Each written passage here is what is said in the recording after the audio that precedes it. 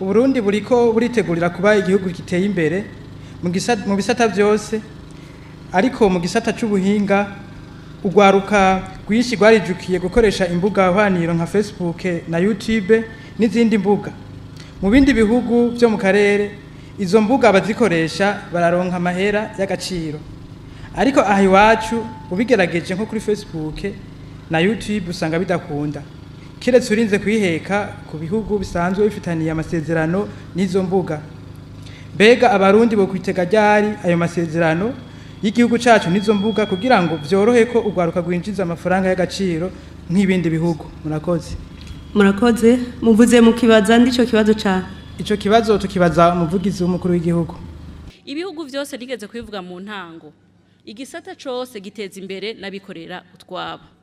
Leta irashiraho amategeko kugira ngo abari muri ivyo bisata bashobore kugira ubushakashatsi bushika kure. Irashiraho amategeko aborohereza kuzana ivyuma n'ibindi kugira ngo namwe mushobore kuzana ubuhinga.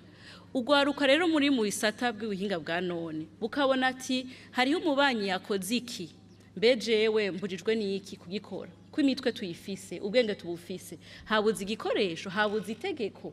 Ko amategeko agenga iki gisata gushika uno munsi yuguruye, atera intege abubushakashatsi, atera intege abiga ivyigwa bigeze kure mu vyerekeye umutekano w'imihora ngurukana bumenyi, uvyerekeye umuvuduko n'ibindi.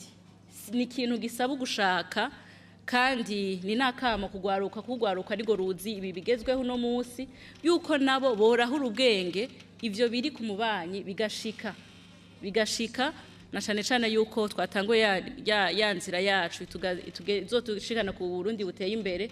Kubona rero hariho uwagize iki wewe utari kuragikora ahubwo nahawe ho kuja ku kivi, mu gihe rero uhuye n'intambanyi itegeko rikuzibiye, aho niho leta icikora. Mu gihe uhuye n'intambanyi ugakenera igikoresho kitari hano, ni muri gwa runani rw'abikorera ivyabo, abagwiza tunga, eka abanyeshuri n'abajya bakaminuza bagira ubushakashatsi, kuko iryo terambere twifuza rizova mu mitwe yacu. Ngerageje kumwunganira yabajije ati ngerageje kumwunganira nibaza ko yashatse kubaza amategeko hano mu Burundi ajanye n'izo mbuga arahari, aremewe?